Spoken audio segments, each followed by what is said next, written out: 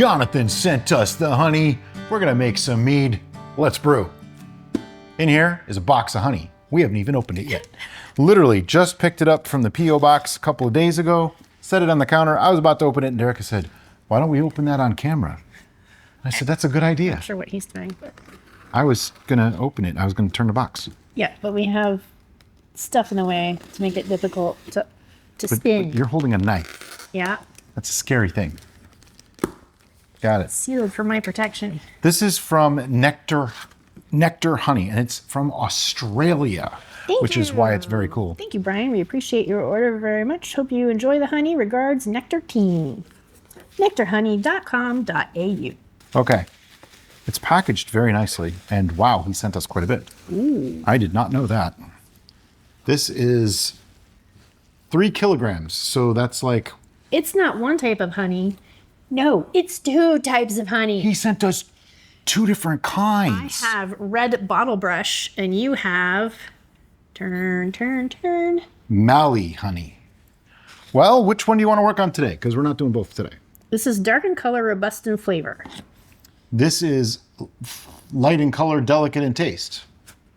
I think let's do the dark one. Yep. Not that we don't want to do something with the light one too. We will. Not today. First off, I have sanitized the spoon that Brian is holding because we need to taste this honey. Jonathan requested specifically. And we would anyway because we need to By the way, know. I want to point out, Jonathan Hennig, he sent us this honey. We want to say thank you very much. Yeah. He's also a recent VIP member. If you too would like to be a VIP member where you get special access behind the scenes information like the wrap up that we're going to do when we're done filming today, link in the description below and find out what tier might work best for you. However, you do not have to send us honey. We appreciate it, but you don't have to. But if you do, we mention your name in the video and we give you all the praises of someone that sends us really awesome honey from Australia.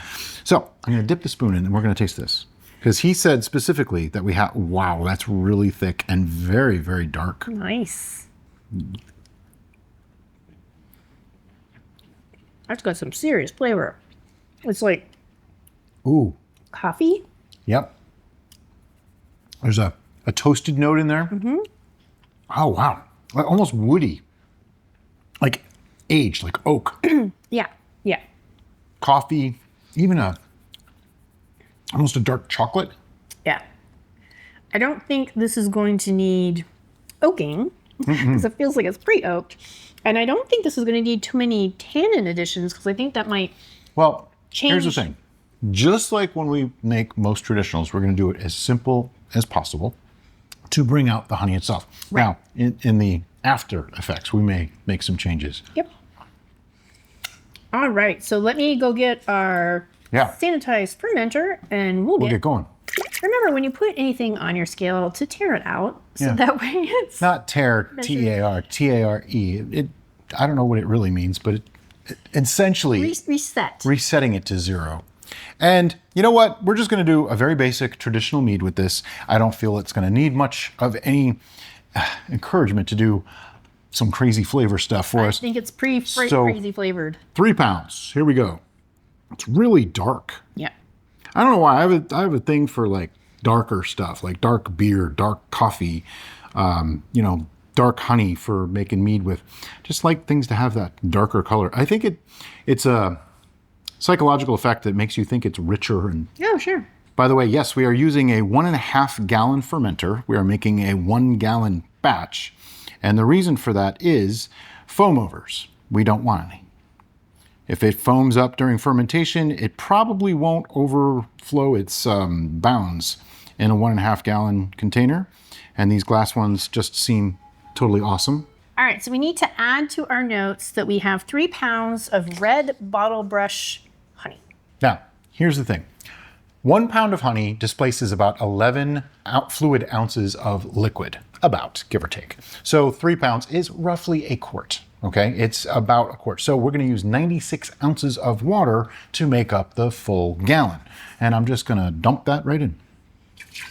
And when we speak about gallons on this channel, of course, we're talking about US gallons because we are in the United States. I mean, do I sound British? If we were doing British gallons, what is I don't even know. They're a little bit larger than an American gallon. They're like, geez, now I don't remember. 4.5 liters, I think. He'll write the stuff here.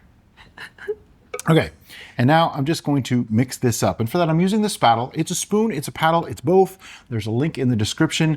By the way, all the links and stuff that we provide, actually all the stuff that we use is going to be linked in the description below. Including the ingredients and their volumes. Right.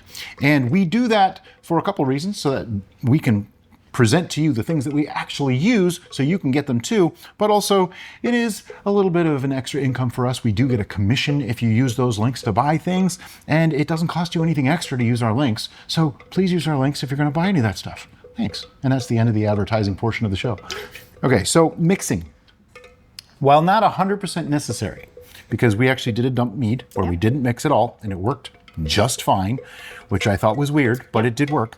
It was supposed to be stinky and stressful, and it was fine. Perfect. It was just as if we did the usual way.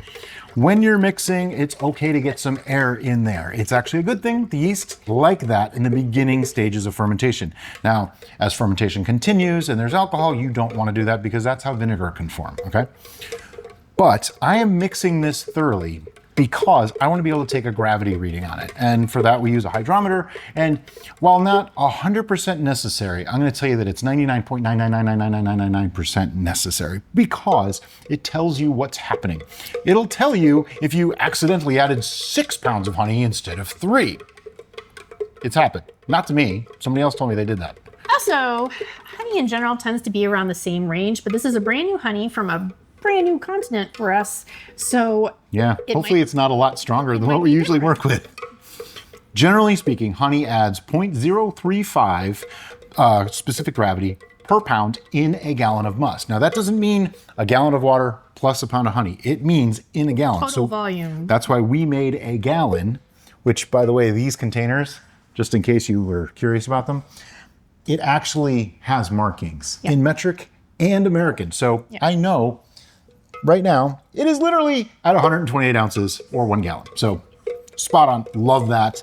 We didn't even need to measure the water. We could have just poured water to 128 ounces and been fine. See, we're so used to the old way with no measurements. You know, we were flying blind, had to have a pitcher. By the way, the pitcher's awesome too. I know it sounds like I'm selling a lot of products, because we are. Well, it's not just because we're trying to sell stuff. It's because we found these are useful tools that have really made our brewing experience easier and more enjoyable. And so we want to share that with you. Right. The latest, greatest find is these guys. Yeah. It's a 1.5 gallon. It comes in a set of 2. Comes with the lid and an airlock. It actually has an extra airlock. So there's 3 airlocks just in case one. And there's a cap, so you can cap the lid too. And inside that lid, there's actually, we can hear it. There's a silicone seal in there. That's so rare on fermenters of this type. And they weren't even any more expensive than a typical 1 gallon glass fermenter. So, wow. I want to buy like 10 of these. All right, are we stirred? Probably not. That's why I'm still talking. Oh. We're getting there. It's 99.99999% stirred. Okay, so we have our must mixed. Now it's time to take a reading on it. See how close to that 1.105 I got, because 3 times 0.035 is 1.105. You get that, right? This is a very dark must. It's kind of cool. I love it. But you know, dark honey, dark must kind of makes sense when you think about it. And a 1.105 should make somewhere around like 13 to 13.5% alcohol if it finishes out. But I'm going to show you a neat way to know that for sure in just a second. Ooh, this is a little stronger than typical stuff for us, but not too much. It should have been 1.105. It's actually 1. Our table sucks. It's not even straight. 1.110. Not a problem, but let me show you something. Let's dump this sample back in first. I'm just going to sit the lid. Yep, put the lid on it. I'm just going to sit it there because we're not. Okay, so 1.110. If you have a 3-way triple scale hydrometer, if you turn it just a little bit, you can see the potential alcohol. That's looking like almost a little over 14% potential alcohol. That's kind of cool. That's a pretty potent mead, and that's if it finishes out dry. Now, we're expecting it to, okay? Because the yeast we're going to be using, I had to check to make sure this was the right one, is Lalvin 71B, also known as the Beast. Now, we call it the Beast because it's like a 14 or 15% tolerance yeast, but it just chews through everything in our environment. Now, that's something that's important that a lot of people don't talk about when they talk about differences in yeast. A different environment will require a different type of yeast. And I'm just going to pour this in. We have half a packet here. That my rule of thumb for yeast amount is use a full packet if you're making over 3 gallons. Use a half packet up to 3 gallons. Whack your packet. And at 3 gallons, well, your choice, either way. The amount of yeast you add really doesn't have much to do with the finished product, other than if you don't put in enough yeast, you might not have enough genetic variability to create a good, strong colony. And if you put in too much, well, it might start up a couple hours faster. That's really the only difference. It doesn't make more alcohol. It doesn't really change the flavors unless you go stupid. Like if I filled half this container with yeast, it'll change the flavor. Yeah, and not in a good way, so please don't do that. Yeah, don't do that. All right, It's completely unnecessary. We need to address our notes. Currently, all we have on our notes is the original gravity and how much honey we have in here. So we need to put how much water we have in here and our yeast selection. Got it. Now that brings me to something else. Today's date as I well. don't have it on there yet. Now I do. That brings me to something else. The only ingredients that are actually in this mead are 3 pounds of honey, half a packet of 71B, 96 ounces of water. Stop. Now, in the past, you've seen us use Go Firm and Firmado. And while they're perfectly fine products, I don't have an issue with anybody wanting to use them. We found in a test of our own that they actually did not make as good tasting a mead as we wanted them to. In other words, with nothing, tasted better to us. Now, that was that exact test. We haven't confirmed those results yet, but since that test, we've been experimenting with not using so much nutrient, not using so much of the hydration. We haven't used the hydration in a while. And you know what? We haven't noticed a difference. Everything's coming out just fine. No stalls, everything's working well. Which to me is not surprising at all because back in ye olden days when we started brewing, we didn't use any of that stuff. Yeah, so it could be that we're just used to what it tastes like without those things and we prefer it that way. That's an entirely possible thing. A lot of feedback from a lot of our viewers, a lot of you guys, has told us much the same thing. And well, you know, hey, we've come full circle. We started out super simple. We tried all these newfangled ways of doing things. I know that sounds weird to hear me say, but you know what I mean? We tried all the new things that you just have to do, and we found that the old way actually was better for the way we like to do things and the way we like to enjoy the beverages. So your mileage may vary. I'm never going to criticize someone for wanting to use nutrients or things like that. That's totally cool. The only thing is if you decide that you want to use like sorbate and metabisulfite, we don't use those things. So if you ask a question, my answer is going to be, I'm sorry, I can't help because I don't know. I just know that if you want to stop fermentation, you need both, but I don't know how much. I don't know. I'd have to look it up just like you would. So I'm not really any help there because we've never actually used them. All right, Anyway. so at this point, we're going to let this sit Yep. in our makeshift fermentation, which Temporary. may be after tomorrow. That's right. Our legit fermentation. We thought the air conditioning guys were coming Wednesday. Today's Monday. We thought they were coming Wednesday. Yep. For like the last 2 weeks, we thought it was Wednesday. Tomorrow. It's actually tomorrow. So yeah. But anyway, I'm gonna put some tape on this and stick it on here and we'll see you in a couple weeks when the airlock slows down. This has been going for about 2 weeks. It is time to take a check. And by take a check, we mean a hydrometer reading, of course. And we do that to see what's happening, what's going on. Is it done? Is it stalled? Is it still working? Inquiring minds want to know. It looks normal, just so you guys are aware. It probably looks redder on your screen than it does in real life. I think it's reflecting the I think it's our towel. We might have to have a less red towel. No, red. A neutral towel. There are still tiny bubbles coming up the side, but that is sometimes an indicator that it's still fermenting, but it could also be degassing. So best to just check and find out for real. It's not clearing, which is usually a sign that it's not done too. And this started at 1.110. It's not done. A little bit of gas though, which is another sign that it's probably still very active. Yeah, it's looking like 1.056. Pretty high. So what does that mean right now? Nothing. Nothing. It means it's not finished, that's all, which could be, it might have stalled, but I don't think so. I think it's still pretty active, but it's always good to know. Oh yeah, now that you have it so I can see the light, it just Yeah, there's a curtain of little tiny bubbles. Yeah, there's a lot of activity still in this. So we're just going to put the lid back on. I took a note that we measured it. I did it wrong. There we go. Fermentation can take 2 to 5 or 6 weeks sometimes. Nothing to worry about. Do you want me to hold the airlock and you give it a little swirl, or? Oh, you don't even need to hold the airlock. Okay. I'll just do this. Swirling in these square containers. Doesn't really work so well. But it's okay. We love them anyway. We did get some gas coming out. Oh, I love these. I think this is the best fermenter we've ever had because it's large enough and it has a wide mouth, so you can do anything with it. It's glass. And it's glass. It even has markings in metric and American numbers. I mean, it's our plastic pitcher in glass fermenter form. It's like somebody was listening. Yep. It almost is. Yeah, it's a little freaky because it's made like almost exactly what we need. They do make a 2-gallon version too, but it's just taller. That worries me. I don't like that because that means a different auto siphon, a different mixing conditions, everything like that. Yeah. So it changes everything. I'd rather just a little wider and squat, Plus it could be knocked over easy. I don't know. But anyway. Regardless, we'll see you in a week. Okay, it's been 1 more week since we looked at this. It's time to take another reading. Last time it was at 10:56. Kind of done. I mean, even now, I don't think it's going to be done. We are seeing signs of little tiny bubbles slowly coming up the side, and you can see this little honeycomb configuration of bubbles in the airlock, even though this style of airlock doesn't show the bubblage as well as Brian likes in the one piece.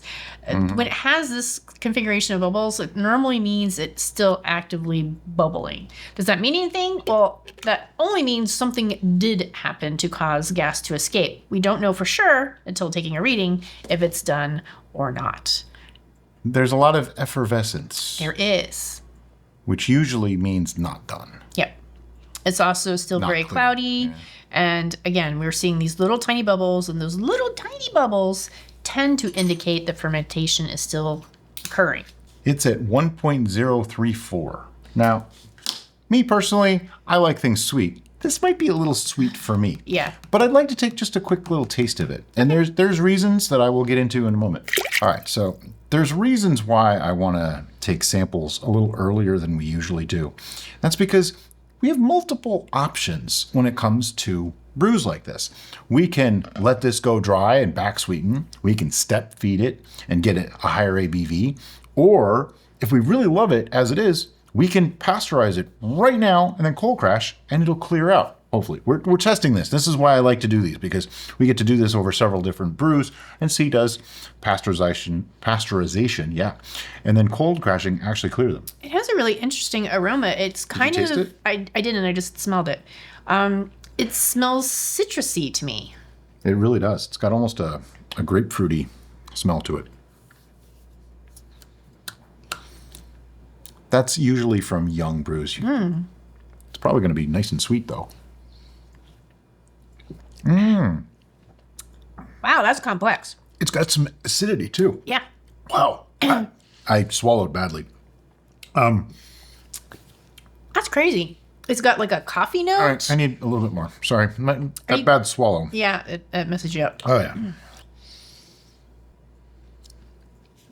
Interestingly enough, I would not want this any drier. I get the sweetness up front, and then it like goes into coffee for me. I'm not getting as much coffee. I do get, I hate to say it, a little bit of a grapefruit taste. I'm not getting grapefruit, I'm getting coffee. Now, that could be just because it's young. Okay. I am actually okay with stopping this now. Really? Yeah. Okay. Or do you want to let it continue to ferment? And see, here's the thing. This is the new theory that we're playing around with, and I've seen this done before. All right. Well, yeah. Get another sample. If you let it go dry and then you back sweeten, you are back sweetening with the full raw honey. Okay. But if you stop it short, you're not actually getting the same thing, because yeast break down the sugars differently. They actually will ferment some sugars faster than others. So when it breaks down the honey into its constituent parts, some sugars are left behind where others are converted to alcohol. So if we were to pasteurize this right now, it leaves that natural sweetness in it that'll be a little bit different if we were to back sweeten. Let me do some calculations that might actually help with your your thought process. We started this at 1.110. Today it's at 1.034. So 1.110 minus 1.034 gives us 0.076 times 131.25 for the coefficient of choice to do for ABV calculation. And this is at about 10%. Now, 2 ways to go here. A couple ways to go. We could let it go another week, see what it tastes like then. Could always back sweeten at that point too and have kind of the best of both worlds and then pasteurize, or stop it right now, or we could just let it keep riding. What do you want to do? I think I'd be comfortable letting it go one more week. Okay, I am cool with that. In that case. Well, I just said. Oh, jeez, it's not even. Yeah, put that. This, no, put okay. that. Here, hold. You take this. I'll take this. You can take that. And I'll then lean you this. Do that with the thing. And I'm going to do the thing. All right. In the place with the guy. With the hat. The hat. The thing. With the thing. You have the hat. Oh, I have the hat. Who's on first? No, who's on second? What's on second? Oh, what's on second? I don't know. He's on third. And yes, we crack ourselves up. Hopefully you find at least some sort of amusement. And if you don't, just know that we find that funny too.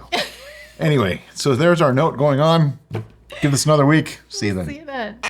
All right, it's been one more week. Now, last week it was at 1.034. We debated as to whether we were going to stop. And, well, it wasn't below 1.030, so we didn't stop. So this week, we're probably going to stop. Maybe. But we won't know until we take a reading. Exactly. I don't have a tilt in this one. It's funny, this looks like what you expect mead to look like. Yeah, it's definitely got a darker honey color. 1.022. So that is under 1.030. It is, which means there's a potential we may be stopping it today. If you could just put the lid on there briefly. Sure. No worries. We're just going to take a quick sample taste of this. Now, yes, we are aware this is still actually fermenting, but we're starting to really like doing this system. We have ways of handling that. Yeah. Did you cringe? Did you make the cringe? It was more your swirl. You almost had it go out the sides. I am bad at Circular motion. both accents and the swirl. Some accents you do pretty well. Phew. You do the Derek accent really well. Some odor. It does have a young funk to it, doesn't it? I wouldn't call it pineapple quite, but it's young. It's got some youth. Tastes pretty nice though. Feels like it needs tannins. Before I go ahead and say, oh, okay, we're going to oak it or something like that, because that takes longer, you know. And this was designed to be a traditional, very, very simple. Let me get another sample. She's not wrong about the smell. Mm-hmm. It is a little strong, but it is 4 weeks old. Right. Like it's a day short of 4 weeks. We're asking an awful lot of this. We always do. It's obviously not done fermenting. It hasn't cleared. It hasn't done anything except dropped the gravity to where it is. So there is alcohol. Brian, how much alcohol is there? Oh, that's a good question. Using the calculator teacher said I would never have handy. It was right here, literally just right there. Let's see what the alcohol content is. So to calculate your alcohol content, very, very simple. This is, it gets you in the ballpark, okay? It's not super accurate, but it gets you in the ballpark. No, if anybody ever tells you that this is like the perfect way to do it, or they know of a formula, they're all going to be approximations no matter what. That's all I'm going to say on that. But it is starting gravity minus final gravity. Take that number, multiply that by 131.25. So for us, we have 1.110. And our gravity today, which would be our final gravity if we stop it, 1.022, gives us 88 points of gravity used up times 131.25 gives us 11.5%. 11.55, so 11.5%. Yeah. I'm actually cool with an 11.5%. I am as well. I also feel like that this has a complex enough flavor profile with the honey alone. So the only thing that we would want to adjust at this point, at least in my mindset, is any structure or body. So basically, do we feel like it needs more acid brightness or punch, or does it need more tannic grip both. or mouthfeel? And tannins and acids, yeah. Tannins and acids, oh my. I agree. Let's do both. Okay, so what we're going to do, we're going to rack this to a pitcher. We haven't racked this yet at all, have we? So let's get the pitcher and the auto siphon out. We like racking to our pitcher, particularly at this stage, because we know we're going to add stuff to it. Because our pitcher has the raised numbers in both metric and US fluid ounces, we will know what our final volume is to be able to select our final fermenter size. It's also good when you want measured amounts going in so you can see exactly what's going in. Also, it's really easy to stir in. Also, you can get one from Amazon through our link in the description below. We haven't explained what racking actually is. Here's the deal. This is a primary fermentation, which means it has all of the yeast, all of the lees or sediment that falls out during fermentation still in there. So if you try to pasteurize or bottle or try to stir it up in any way, you're just going to get all that gunk back up into solution. We don't want that in our final product, so we rack it off of those things. Essentially, leave behind the lees and take the good stuff. Okay, that's the simple way to put it. And we use an auto siphon for that. It works kind of like actually, we used to use something like this for kerosene when I was a kid to fill like heaters in the house and things. It had like a little pump. A little pump. Yep. There's a lot of different siphon methods out there. The auto siphon is probably the safest, easiest, most tried and true method. This tube can fit down inside, narrow mouth 1 gallons, all that kind of thing. This is the 1 gallon size. They do make one for 3 and 5 gallon size too. There is a removable cap. And as you can tell, everything just came out of sanitizer fluid. There is a cap on the end. And what that does, don't throw it away. We did that years ago. We threw it away because we didn't know. I thought it was just a protective thing. It's not. Nope, it's to keep it from sucking up all the lees in the bottom. So you get like an extra ½ inch of movement. Yeah. But what I like to do is just put it in about halfway and give it a few strokes to get it started. Now, the reason I don't go the full way down when I start it is if I go all the way down and then try to start it, that's when people get problems. Because now I'm just disturbed all that lees. I'm sucking up some of it right away. Not a great way to go. So I just go about halfway down. And then as it goes down in volume, I move with it until I'm finally down to the level of that lees. And well, you just do the best you can and make a judgment call. At the very bottom, we try to carefully tilt the vessel to one side so that way we have a compacted area where we get more of the liquid out and into our racking vessel. There we go with the lean. See? All it does is just puts a little bit more liquid over the top of the auto siphon so that it can do it more efficiently. I'm really loving these 1.5 gallon fermenter jars. This is just fantastic because like if you wanted to add fruit or if you wanted to step feed or if you had something else that you wanted to add to this, you just put it right in there. Didn't even need to rack this first. Could have just put it right in. That's actually kind of nice. And I know that it's not going to overflow. It's not going to make a mess. Wonderful thing. Simple conveniences, you know? I also want to stress something at this point, just in case somebody doesn't watch to the end of the video, which I recommend watching because we're going to go over more stuff. But at this point, if we were to just bottle this, it's going to keep fermenting, and that can cause bottle bombs. So this is going to get pasteurized. Even if you don't go any further in the video, please just remember to pasteurize if you follow this, because this is still an active fermentation. All right, that's as far as I dare go. But if you look, that's all we left behind. I mean, what is that? Maybe ½ a cup, a few ounces. And it's mostly filled with stuff you don't want to drink anyway. And we'll pour our sample back in. And after everything, after all is said and done, we ended up with about 120 ounces, which is darn close to a gallon. Really, really cool. And this does not need to be, well, it will get racked again. Now this will get racked one more time, but not for a long time because we have some things we're going to do to it first. Now we did just taste it. Well, it actually will get racked as soon as we're done with adjustments into its but I mean where fermentation you vessel. have loss. Sure. Just because it won't settle. Yeah. Technically. So we talked about adding acid and tannin to this. And the reason is it's all about balance. Right now, it's got some honey sweetness, and it's got some honey sweetness, and it's got some honey character. It's got the profile flavors from the honey, but it doesn't have much else going for it. So that's why we talked about earlier about building the body. We don't want to change the flavor so much. We just want to build the structure so that flavor can come across more pronounced and more pleasing to the palate. Right. It's got a little thickness in the mouth, but that's more due to the amount of honey than anything else. So it's got no grip. We got to add some grip.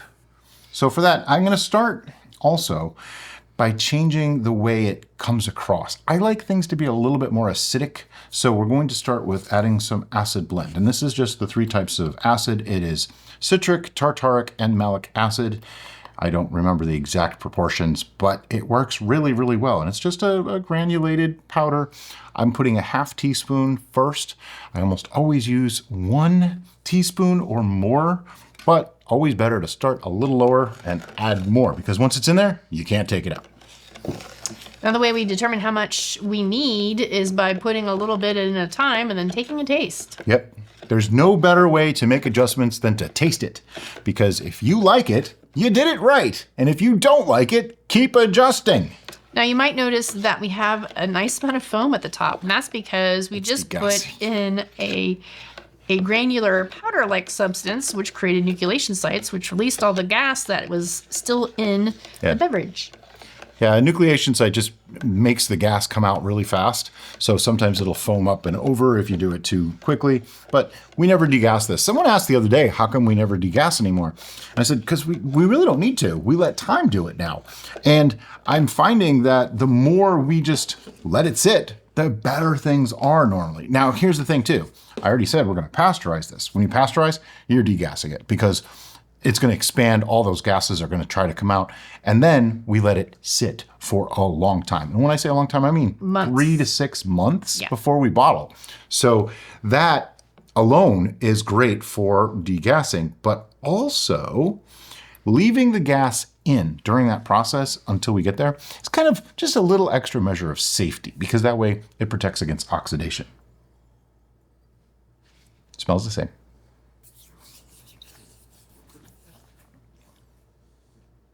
Now, oftentimes too, something that smells really young, if you degas it, it'll change the smell. And this is already starting to change. I was joking.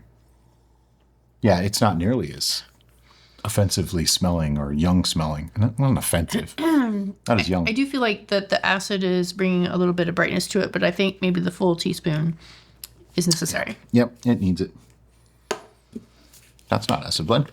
Always read your bottles. I'm going to do a rounded ½ teaspoon, because it's almost like I always put 1 1/4, I think.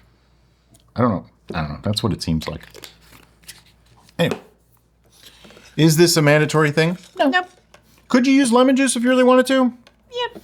Yeah, I think after a little while it would start to change the flavor. Just a bit too much. And in this case, I don't know that I would want lemon flavor in this particular one. No. It's a little earthy. It's a little... It's a strong flavor. It does have a strong flavor. Trying to put words to the descriptors of it. It's earthy. Yeah. It's very earthy. And that's why I'm trying to give it a little brightness to take it from being low to brighten it up, add more complexity to those flavors, kind of expand its dynamic range, if you will. Using the photography words. Mm-hmm. We can't help ourselves. Actually, it's photography, videography, and audio, just so you know. Audio has dynamic range too. Sure. Just means a different thing. All right, there you go. It's actually a bit clearer than it appears. In the glass, I can see right through it. Yeah, I like that a lot better now. At this point, it doesn't have as much mouthfeel. Right. But the acids and sugars are playing nicely together. Yeah. Now, many people are going to be like, well, didn't you just completely ruin the profile of the honey? No, we didn't. We added to it. Augmenting. We're giving it some structure, and we talk about this in depth in one of our podcasts. I'll make sure to link that in the description below, where acids and tannins come into play to help elevate and separate some of those notes that are already in there. Lift and separate. Lift and separate. So we had some acidy, citrusy notes in the honey itself. So adding the acid to that kind of brightened that up and let that shine so that it wasn't so muddy feeling. Think of it like adding salt to food. Yeah. Similar concept. When you can add lemon juice the same way, and it enhances food flavor by opening up some more of those flavors. The honey actually tastes more like itself now with the acid than it did before. Now, the tannins are going to give that staying power, that Right. lasting power Grit. in your mouth. And so I think just the 1/2 teaspoon is fine. Yeah, we usually do 1/4 to 1/2 teaspoon on the wine tannin. We're running low. Okay. Now, this is harder to actually taste now because it's a powdered oak is really what it is. This is a cheater's way to oak something. Yeah. I talked about possibly oaking this, and I thought, I don't know. I don't want to, and part of the reason why we didn't oak it is I didn't want to change the flavor profile of the honey, because oaking drastically can change flavor profiles very often. I mean, think whiskey. Yeah. The difference between, don't get mad at me, essentially vodka White or whiskey. white whiskey and aged whiskey is simply wood. That's it. That's the difference. Wood and time. It's the wood that makes it good. That's right. Wow. So with that, the wine tannin does actually extract a little bit because it is a powder, but it still has to get into the brew. So that can take a few days to a week or so.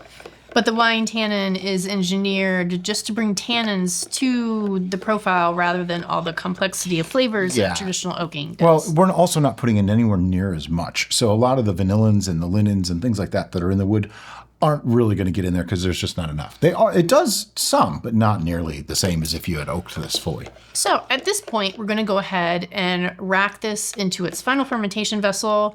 We are still under 1 US gallon, so we can rack this into a narrow mouth, 1 gallon. Any 1 gallon that we have. And then we're going to pasteurize it. I'll make sure to link in the description below our full pasteurization video in case you're not familiar with that method. And then we'll see you. Actually, there's a little bit more. Okay. After we pasteurize this, because we stopped it early, it's cloudy. We're going to cold crash We're it. going to cold crash. So that's our new thing. We've been trying this a couple times to see how it works, and so far, so good. I think at least one video has come out already. Yeah, Arnold Palmer. We did it in Arnold Palmer too. It worked pretty well because right now this is just a cloudy mess. Okay, now we don't particularly care about that, but I'd like it to settle out a little bit because there is yeast in suspension in this still. Now, is it a guarantee that if you pasteurize and then cold crash it's going to clear? No. No, but ultimate clarity really isn't all that important for flavor. We actually did a test on different clarifiers and found out that sometimes not clarifying actually tasted better. So hey, take that with what as you will. Your mileage may vary, all the disclaimers that go along with, but that's how we're doing it. All right, so we're going to do all that stuff off screen, and we'll see you in a week or two. All right, so it's been a week, and this was pasteurized, then cold crashed, and it's been sitting out for the last couple of days. But look at that. It actually cleared beautifully. There's a lot of sediment in the bottom. You can see our hands through it from your point of view to see just how clear. Lots of billowy stuff in the bottom. So that is something to be aware of. And this is I've been told, and I have no reason not to believe it, that if a brew is cloudy when you pasteurize it, it will stay cloudy forever, as in it sets the cloudiness. Now, I would have believed that until this. That is pretty much crystal clear. We've actually had a couple that cleared.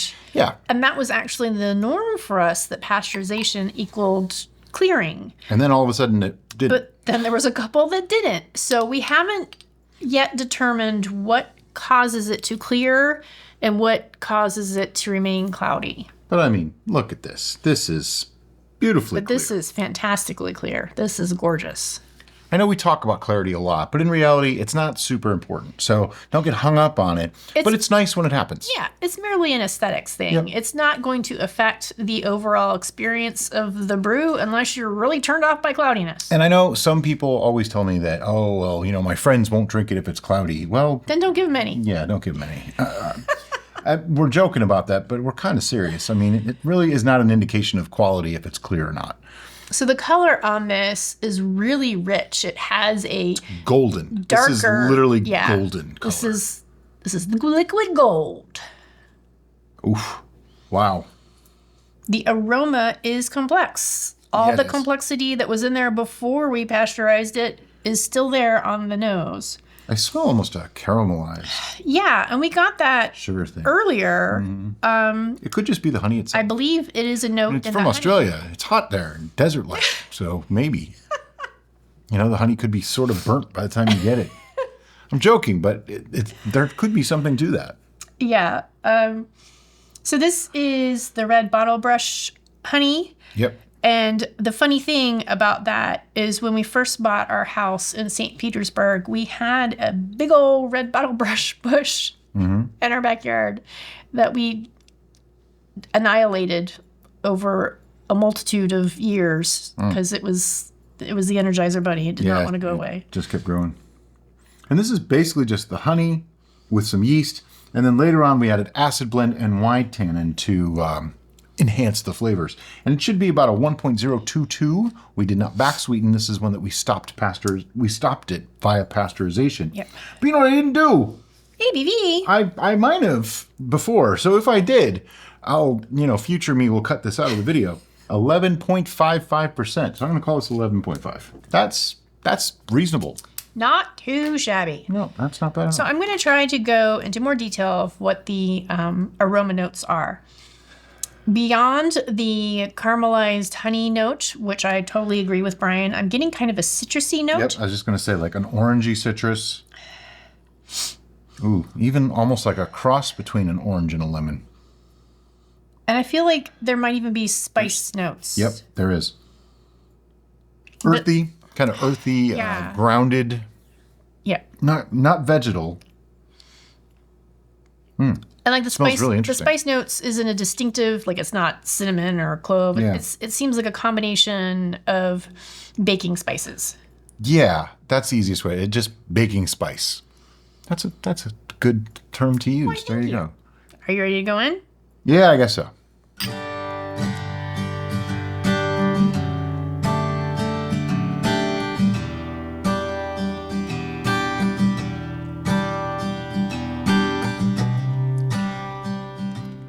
There's a lot going on the flavor as well. It's got a good mouthfeel, a good amount of grip from the tannins, nice acidity level. I'm glad we added the wine tannin and the acid blend. Yeah, the really acid needed those. blend seems to be accentuating the citrus note. Yep, definitely. Which actually pops out at me first. Mm-hmm. And then I'm getting more of the coating caramelized honey thing towards the end. It's not overly sweet. It is not overly sweet. For a 1.022, this does not taste that sweet. Yeah. It's got a good honey character to it, but I think the acid and the tannin balance with the sweetness really worked well. It's lovely. I mean, I wouldn't call this like my greatest mead ever, but it's certainly a good mead. Now, we've stated before, we like, when we're introduced to a new honey, we like to do a traditional with it, so that way we can have the true essence of the honey. But now that we're at this point and we have a beautifully finished, rather complex for the ingredients list mead, my mind goes forth to find out what would I want to add. You know what this would be great as? A spiced orange mead. A spiced orange mead, even dark fruits like plum and cherry. I'm just going with what it's already got and what we can add. Oh yeah, yeah. The spiced orange would give you the earthy notes, but with the spice bringing all that back together, and then we're enhancing the citrus already, adding some orange. That's a whole other brew. We're just thinking of ways to use this type of honey for other times. I feel this honey with the spiced orange combo would be a great holiday mead. Mm-hmm. It would probably taste really great warmed. Mm-hmm. And because it's so complex, I think those two notes added to it will just make it be this richer, deeper. I need some more. I'm trying to come up with. Can you hold it, please? I'm trying to come up with more things to talk about on it. And you're saying it's super complex. I'm not getting tons of complexity on it, but I guess there's a few layers. I'm getting almost a coffee note. It's like coffee, dark chocolate, caramelized honey combo. I'm getting the indiscriminate citrus note. That is citrus blend. I'm still getting honey, but it's not the sickly sweet honey. No. It's more of a Bochet style honey flavor profile. Yeah, I'm getting that. I'm getting the citrus notes. If I think real hard, I think I'm getting dark chocolate, but not a ton of it. More like the after effect of chocolate or coffee, not the actual taste of it. Easiest way to say that. Right. It does have a little bit of bitterness to it. Yeah. But I don't find it discordant. It's not offensive. With this particular flavor profile. It seems like it belongs there. I mean, I can always like things sweeter, and I think I would have liked this sweeter. Yeah. I'm wondering if this particular honey would work in our reverse engineer when we did the cheap, expensive. Oh, adding this at the end? Adding this at the end. Yeah, a lot of people have been talking about that lately. They've been trying that using a quality honey to ferment with, and then adding a more expensive one at the end. And a lot of people are really loving that concept. It almost, in some ways, is better than using the expensive honey. Like in meadow foam, for example, when you ferment meadow foam, it loses a lot of that character that you want from meadow foam. Yeah. But when you back sweeten with it, it brings it back. Yeah. So if you just use a cheaper honey and then add meadow foam at the end, you get this great character. I'm starting to really think that that's a way to go, making me really... I'm just thinking, you were talking about back sweetening. Yeah. I think... Well, we didn't need to back sweeten because here's the thing. I had set an arbitrary number of 1.030 as our stop, and it went to 1.022. We could have stopped it at 1.034, and I think I would be happier. Yeah. Yeah, that was my fault. And there's no fault here. This is the learning experience of the whole thing. It's kind of like when it's good, stop. Period. And that's part of the joy and difficulty of homebrewing is you have the full spectrum of options of what you can do. And so just like when you have a complete toolbox, you don't need to use all of those tools for a specific project. Not every time. We need to use the ones that are applicable to that project. So I get wood age, like a barrel age. Yeah, it feels oaked. It feels much more mature than what it is. Yeah, because this is, oh wow, this is like literally 4 weeks. 4 weeks and a couple of days old.